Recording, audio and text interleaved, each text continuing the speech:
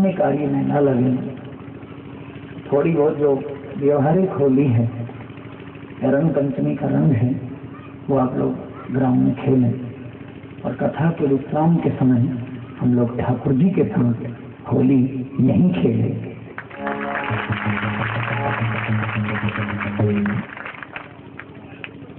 अब यहाँ वो गंदी वाली होली नहीं होती था। खेलो श्याम संग होली,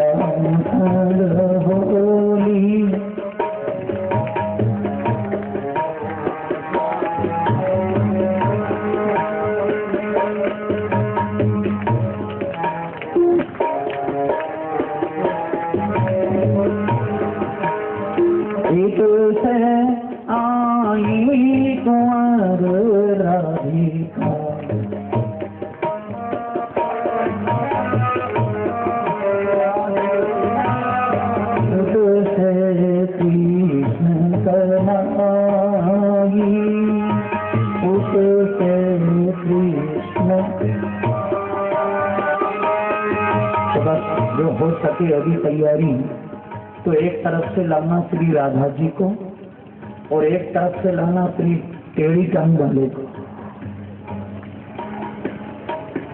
तब बोलो दोनों मिल गए, होली हुई।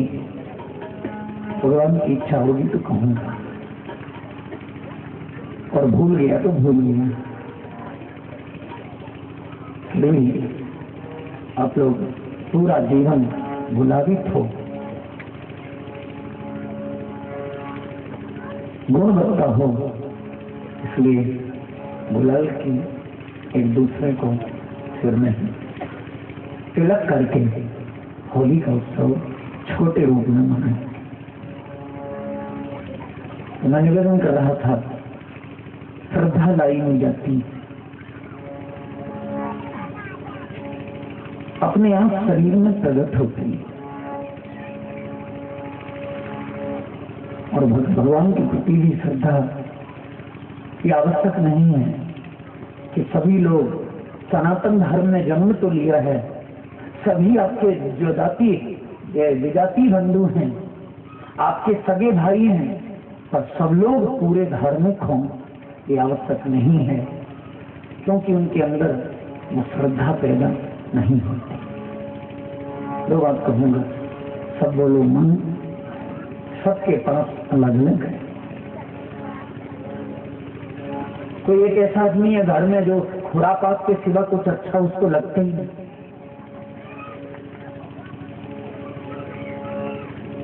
और एक ऐसा भी भाई है घर में जो रोज मंदिर जाने के बिना रहते हैं।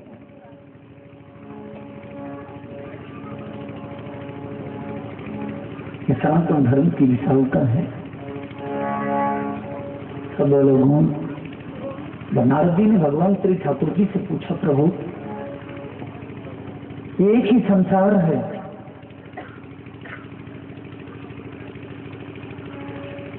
एक ही घर में 5 लोग जन्म लेते हैं, पर 2 भाई रोज मंदिर जाते हैं और 3 मंदिर तरफ जाने की कोशिश नहीं करते। तो भगवान ने क्या बोला, मैंने जो संसार बनाया है ये मेरा क्रीड़ा स्थल है। सब बोलो खेलने का स्थल। और एक आध बहुत अच्छी बात कर दूं, मुरली वाले श्री कृष्ण खेलते खेलते खेलते, होली खेलते खेलते, रंग पंचमी की अंतिम होली श्री कृष्ण ने जब खेली वृंदावन में, तो भगवान को लगा कि क्रीड़ा में बहुत आनंद है, इसलिए भगवान वहां से चले गए, वृंदावन छोड़ दिया। और वृंदावन छोड़ के श्री कहां गए, तिरुपति बालाजी। बोलो बालाजी भगवान। मेरे भगवान देखो वहां जाके कैसे हो गए। खेलते खेलते वृंदावन को परित्यज्य कर दिया। वृंदावन परित्यज्य नामेकम शरणम ब्रजो। और वृंदावन पहुंचे, वृंदावन से तिरुपति पहुंचे तो वहां देखा कि एक आध सखा भी तो साथ में नहीं है, और जो भी चले थे वो रास्ते से ही लौट गए। और कुछ लोग तो भगवान से क्या बोलने लगे, तू कहाँ जा रहा है? भगवान ने कहा चलेगा, अरे हम तो चल चल के थक गए, तेरी अटकी हो तो कंधे पे बिठा ले। भगवान ने कहा अटकी का कोई काम नहीं, तो मैं जहां जा रहा हूं जाऊंगा। जब देखा कि कोई नहीं है तो भगवान ने सोचा कोई खेलने के लिए होना चाहिए, तो 3 पत्नी प्रकट हुई। भगवान ने वहां जाके होली खेली। बोलो जय श्री कृष्ण। सब बोलो तिरुपति, बोलो 3 स्त्री के पति बन गए। पास में श्री पद्मा देवी का मंदिर है, 18 किलोमीटर दूर तिरुपति से।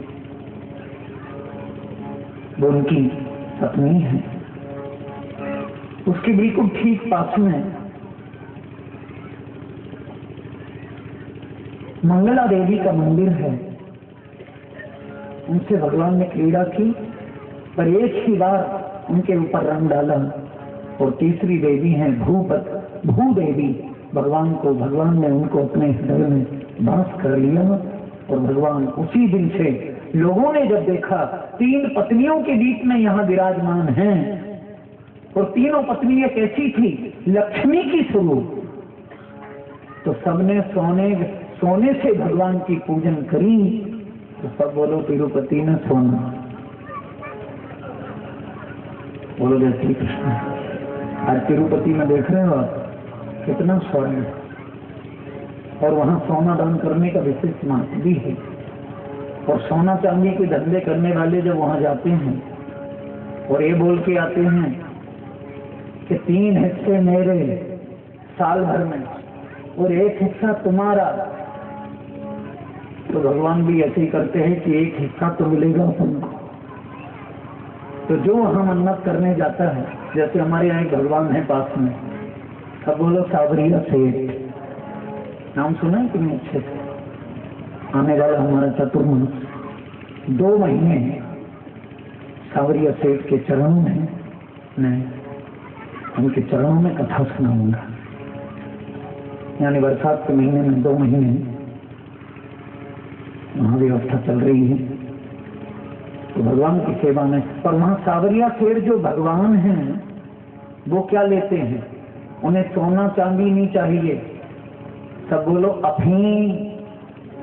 वहां जितने धंधे करने वाले हैं 2 नंबर वाले, वो अफीम वाले वहां जाते हैं और सावरिया सेठ से क्या बोलते हैं, वहां से लेकर चल रहा हूं, रास्ते में कोई पकड़े ना तो आधी तेरी आधी मेरी।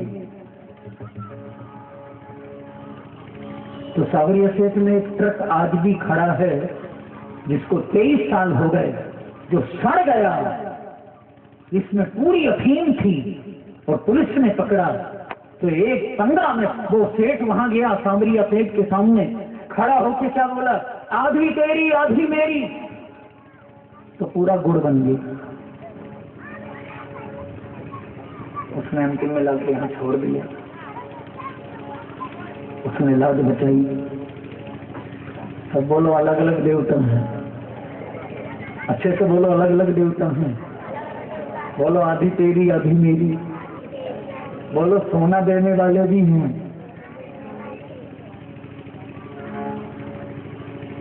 और जिसकी जैसी भावना हो भगवान को उसको वैसे। यशोदा कभी कभी श्री कृष्ण से बोलती क्या थी, क्यों रे माखन चोर? तो भगवान चोर में भी आ जाते, बता निवेदन नहीं करूंगा, श्रद्धा जबरदस्ती लादी नहीं जाती।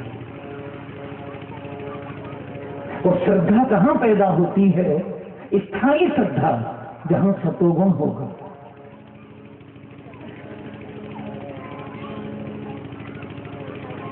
जहां अन्य चीजें होंगी उसमें थोड़े दिन बाद लोगों की श्रद्धा कम हो जाती। हमारे यहाँ 3 गुण हैं, सतोगुण, रजोगुण, तमोगुण। फिर मैं सुनाऊंगा लक्ष्मी के 3 रूप हैं, और आज तो इतना ही निवेदन करूंगा कि हम सब लोग, मुझे लगता है कि अटूट श्रद्धा है, पंडाल नहीं भी हो और आधी धूप पड़ रही हो तो भी आप लोग देवता और देवियों के प्रति समर्पित हैं। ऐसी अखंड श्रद्धा आपकी स्थायी हो, इसके लिए आपको सत्संग में आना बार बार जरूरी। मुहुरहो रसिका भुवि भावुक निजं कल्पतरुरिगलितं फलम्। राजा परीक्षित ने सुखदेव जी महाराज से प्रश्न किया था। हमने सुना है कि भागवत कथा सुनी वो स्वर्ग चले गए, उसने सुनी वो भी चले गए, उनके लिए विमान आया वो सीधे स्वर्ग गए। प्रभु मुझे स्वर्ग मिलेगा कि नहीं? बोलो जय श्री कृष्ण। सब बोलो संसार, बोलो हम सब दो चीज से बने हैं, गुण और दोष। हमारे अंदर गुण भी है और दोष भी है। ऐसा कभी कोई ना कहे कि मैं निर्दोष। से बोल दो जोर से, बोलो मिक्सचर है। और ईश्वर केवल गुणों से बने, और जिसके दोष खत्म हो जाते हैं वही ईश्वर की उपाधि प्राप्त कर लेता। नाम रूप भी एक उपाधि, ये तो एक उपाधि है। तो निवेदन कर रहा था, सुखदेव जी महाराज वन में गए और उन्होंने ना तो पिता को देखा और ना माता की तरफ देखा। वो झाड़ी में बैठ गए और झाड़ी में सुमरन क्या कर रहे हैं? मृत्य प्रसादाभिमुखं मृगासवं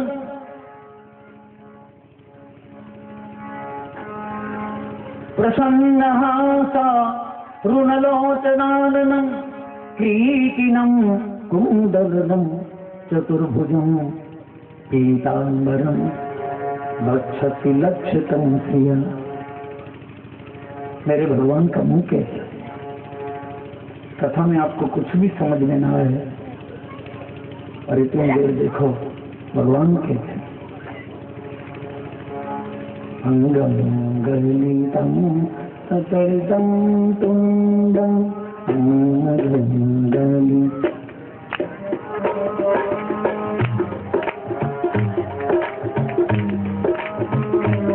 सब बोले अधुरं मधुरं मधुरं मधुरं अधुरं मधुरं मधुरं मधुरं मधुरं मधुरं चलितं मधुरं भ्रमतं मधुरं।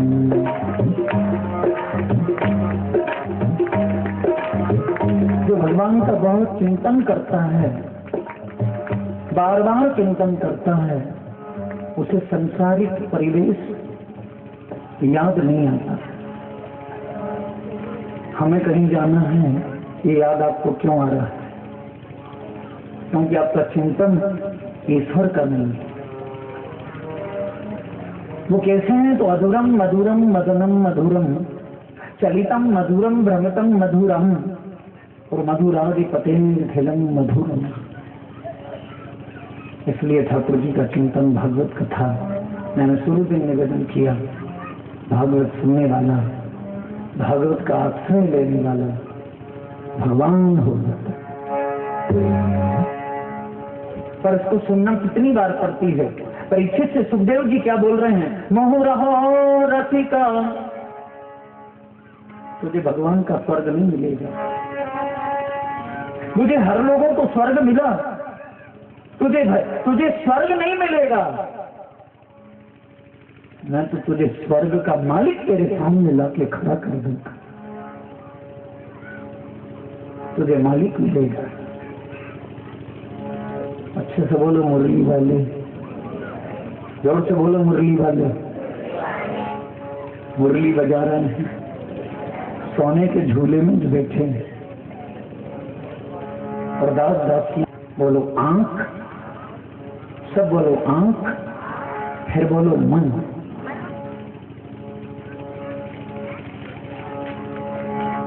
अब शरीर से कितने पाप होंगे, पर आंखों से बहुत अधिक पाप होते हैं, इसलिए आंखों को बचा के रखें। और मन से बहुत अधिक पाप होते हैं, आदमी करे ना करे, कुछ भी ना करे, पर मन से तो सोच ही लेता है आज इसे मारूंगा, उसके सामने जाके मारे ना मारे।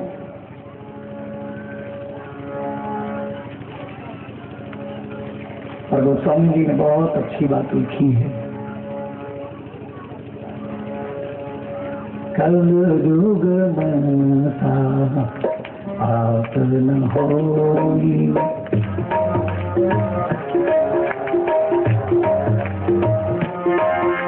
मैं छूट देता हूं, पर ऐसा मत समझ लेना कि जो मन से पाप कर रहे हैं बहुत अच्छी बात है। वो तो गोस्वामी जी की अपनी एक विचारधारा, अपना एक सोच है कि लोग पाप करते जाएंगे, पर उनके लिए लिख दिया है। भगवान को ये पसंद नहीं है। मैं प्रार्थना करूंगा, अंदर बैठे हैं सुखदेव जी महाराज, मुरली वाले श्री कृष्ण का ध्यान कर रहे हैं।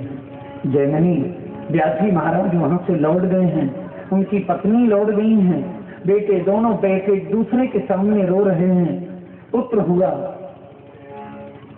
हा पुत्र पुत्रेति यथावत्।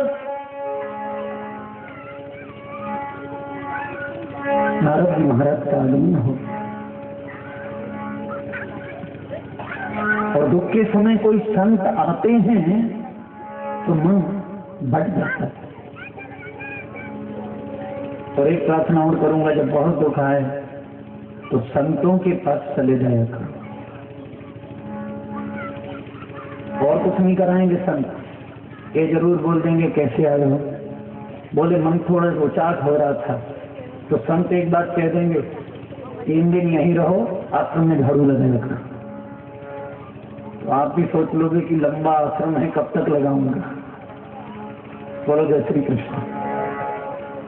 फिर संत जी क्या बोलेंगे, यहाँ जितने भी पौधे हैं इन सब में पानी दिया करो। तो हो गया क्या, मन थोड़ा जो छलांग लगा रहा था, दुखी था, वो संत शरण में आया और उस तरफ उसका जाना धीरे धीरे बंद हुआ। इसलिए सुखदेव जी महाराज के सामने एक जयमनी संत आए, उस गुफा में जयमनी गए और जयमनी ने बड़े सुंदर श्लोक चालू कर दिए। भारा परम पट्ट किरीटनुष्टमप्युत्तमांगम नयने मुकुंदम उसावव करुणो कुरुता सपर्याम नसे हृदय